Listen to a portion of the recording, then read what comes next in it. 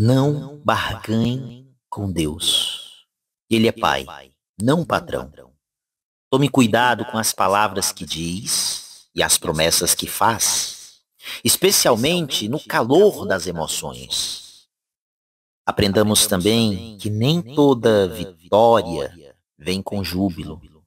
Às vezes, as conquistas exigem cruzes que precisam ser abraçadas com sabedoria e discernimento. E por fim, valorize a obediência silenciosa, os sacrifícios ocultos e os caminhos que parecem ser perdas, mas que, em Deus, geram frutos eternos. A primeira leitura é um dos textos mais impactantes e complexos da Bíblia.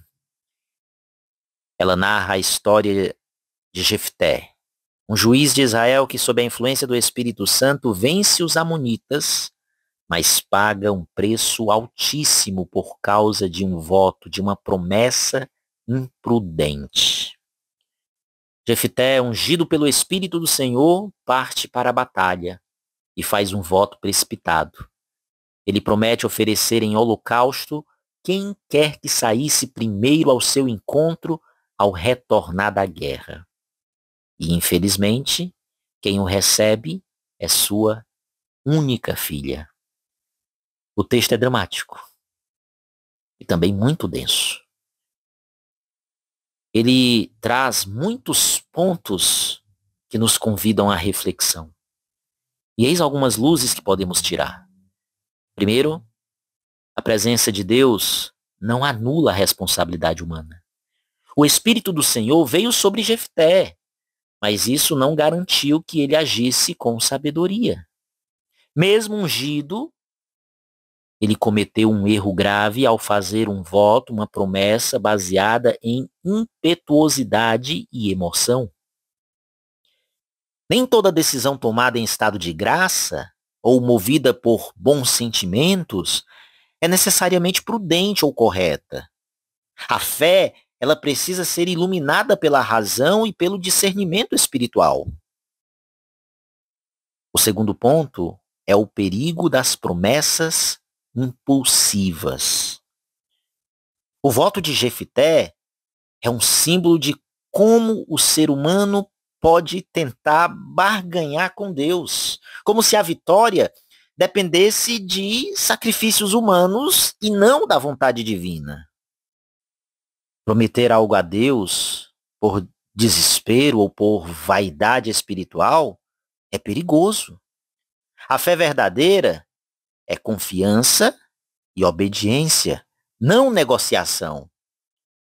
Por fim, vemos a obediência e a dignidade da filha. A atitude da filha de Jefté é uma das mais comoventes da Bíblia. Ela aceita o voto feito por seu pai com uma fé simples e madura, mesmo que isso lhe custe a vida e a possibilidade de ser mãe. Ela é a imagem de Cristo. Inocente, entrega-se em silêncio e amor. Sua virgindade chorada é símbolo de um futuro negado, mas também de pureza oferecida.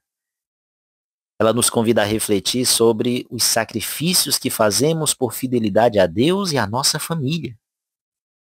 E Deus aceitou esse sacrifício? Bem, o texto não diz explicitamente se o sacrifício foi consumado literalmente ou simbolicamente, como uma consagração perpétua da filha ao Senhor sem ser dada em casamento. Alguns estudiosos creem que ela não foi morta, mas consagrada a Deus em virgindade. Já outros sustentam a leitura literal, considerando o contexto cultural da época. De qualquer forma, não é a vontade de Deus o sacrifício humano. Inclusive, a lei proibia claramente tais práticas.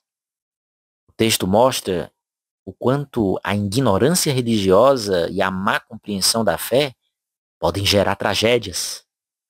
Por isso, não barganhe com Deus. Ele é pai, não patrão. Tome cuidado com as palavras que diz e as promessas que faz, especialmente no calor das emoções. Aprendamos também que nem toda vitória vem com júbilo. Às vezes as conquistas exigem cruzes que precisam ser abraçadas com sabedoria e discernimento. E por fim, valorize a obediência silenciosa, os sacrifícios ocultos e os caminhos que parecem ser perdas, mas que em Deus geram frutos eternos. Viver como se Deus não tivesse importância e o encontro com Ele estivesse tão distante que não valesse a pena preparar-se para Ele é pôr em risco a salvação eterna. Ninguém está tão só do que aquele que vive sem Deus. Por isso o homem, para onde se dirija, sem se apoiar em Deus, só encontrará a dor. Santo Agostinho. O Evangelho de hoje nos fala do convite para a festa nupcial do Filho de Deus. É uma dessas parábolas que abrangem toda a história da salvação. Quem convida não é um simples homem, não é um pai de família, mas um rei. O banquete não é uma simples refeição festiva qualquer, mas o banquete de bodas do filho de um rei. Tudo isso faz da parábola uma alegoria da história da salvação. O rei é Deus. O primeiro grupo de enviados representa os profetas que não foram ouvidos. O segundo grupo, que é maltratado, que é perseguido e morto, representa os apóstolos e missionários enviados aos judeus. O terceiro grupo, que foi enviado pelos caminhos, representa a missão entre os pagãos. O povo judeu perde seu papel privilegiado na história da salvação e é substituído pela igreja, formada pelos pagãos convertidos. A parábola nos relata atitudes diferentes perante o convite de Deus que tem muito a ver com o nosso dia a dia. Os primeiros convidados recusam o convite. Os segundos também, porque não queriam largar os próprios interesses, não queriam largar a lavoura, os negócios. Além do mais, eles manifestam ódio contra os enviados de Deus. Eles pensam consigo mesmos: não precisamos que ninguém nos ofereça um banquete, pois eles pensam ter tudo o que lhes pode garantir uma vida sem problemas. Estão satisfeitos. Essas pessoas pensam não precisarem de Deus, não precisarem de religião, pois aparentemente elas têm de tudo o que precisam materialmente. Mas dificilmente elas percebem o seu vazio interior. Ninguém está tão só do que aquele que vive sem Deus. Por isso o homem, para onde se dirija sem se apoiar em Deus, só encontrará a dor, ensinava Santo Agostinho. E é uma grande verdade o que ele diz. A mensagem, portanto, é muito clara. Viver como se Deus não tivesse importância e o encontro com Ele estivesse tão distante que não valesse a pena preparar-se para Ele é pôr em risco a própria salvação eterna. Perante a salvação, o bem absoluto, não há nenhuma desculpa que seja razoável. Nem campos, nem negócios, nem saúde, nem bem-estar. Alegamos a falta de tempo, mas encontramos tempo para os prazeres carnais, encontramos tempo para a televisão, para o celular, para esse universo de redes sociais que nos roubam cada vez mais de Deus. Encontramos tempo para o lazer, encontramos tempo para fomentar o querer, o poder, mas não encontramos tempo para desfrutar das graças de Deus em nossas vidas. A vida é tão corrida que não nos sobra um momento para o mais essencial, que é encontrar-nos com Cristo, o nosso Salvador. Deus não pode ser tratado como uma moda que vem e vai. Com Deus está em jogo toda a nossa existência, tanto presente como futura. Está em jogo a maneira de entender a vida. Deus é quem nos tira do nada com um puríssimo ato de amor e com igual amor nos mantém no ser, na própria existência.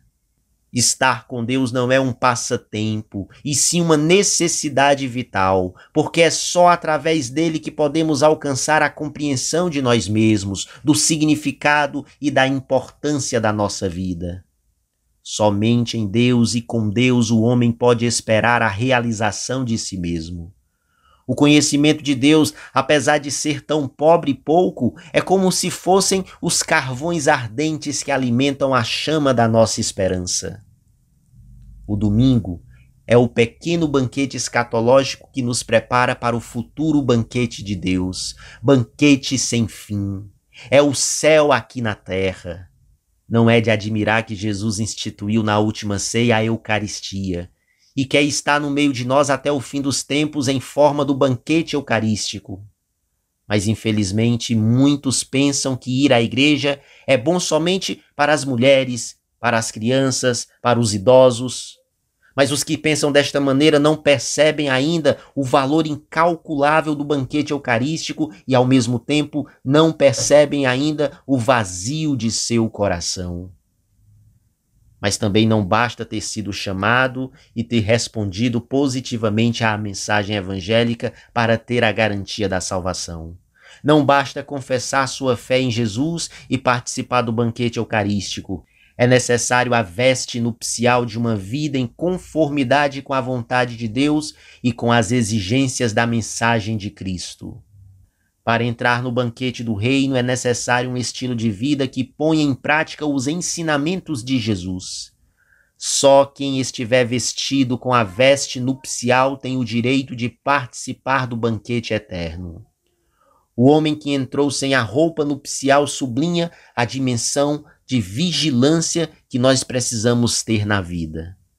Quando o rei entrou para ver os convidados, narra Jesus, observou aí um homem que não estava usando o traje de festa.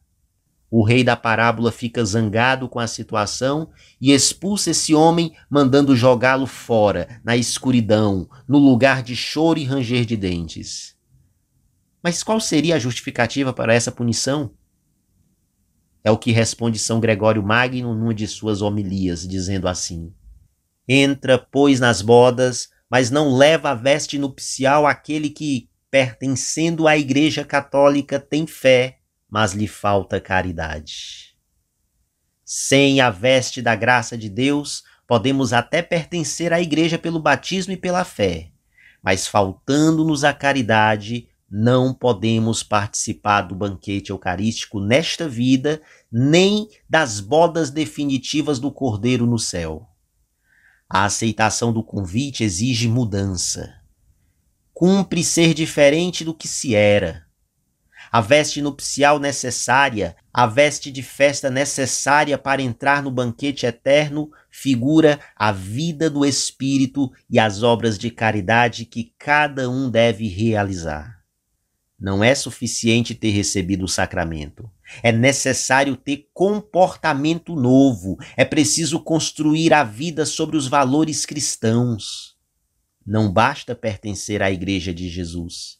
É preciso assumir o compromisso como cristão. Precisamos, por isso, de conversão. Conversão é amar sua vocação mais sublime. É aprender a amar o próprio Deus Santo e Misericordioso, que se traduz no amor ao próximo.